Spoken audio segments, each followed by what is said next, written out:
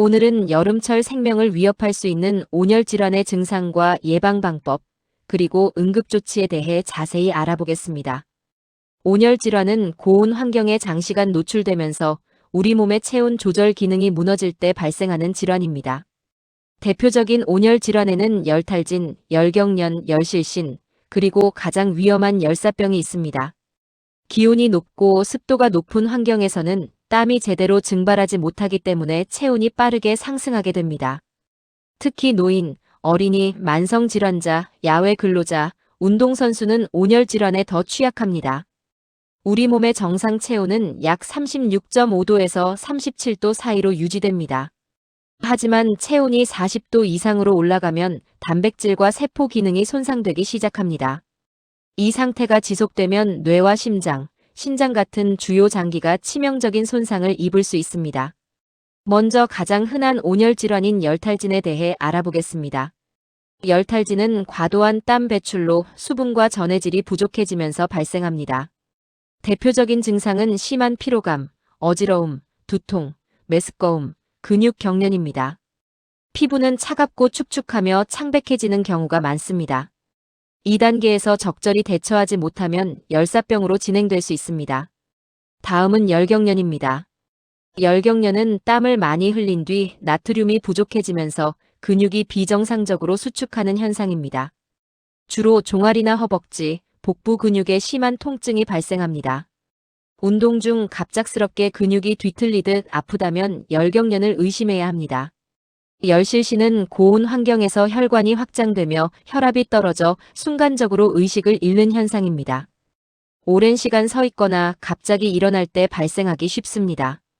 열실신은 비교적 빠르게 회복될 수 있지만 반드시 시원한 장소에서 안정을 취해야 합니다. 가장 위험한 질환은 바로 열사병입니다. 열사병은 체온 조절 기능이 완전히 마비된 응급 상황입니다.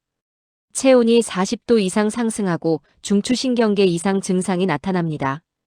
대표적인 증상은 의식 저하, 혼란, 이상 행동, 발작, 심한 두통입니다. 심한 경우 의식을 잃고 사망에 이를 수 있습니다.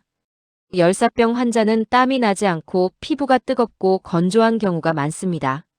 하지만 최근에는 땀이 나는 열사병도 증가하고 있기 때문에 단순히 땀 여부만으로 판단해서는 안 됩니다. 그렇다면 온열 질환은 어떻게 예방할 수 있을까요? 가장 중요한 것은 충분한 수분 섭취입니다. 목이 마르지 않아도 규칙적으로 물을 마시는 것이 중요합니다. 카페인 음료와 술은 탈수를 악화시킬 수 있기 때문에 과도한 섭취를 피해야 합니다. 야외 활동은 가장 더운 오후 12시부터 5시 사이를 피하는 것이 좋습니다. 불가피하게 야외에서 일해야 한다면 자주 휴식을 취해야 합니다. 통풍이 잘 되는 밝은 색상의 옷을 입는 것도 도움이 됩니다.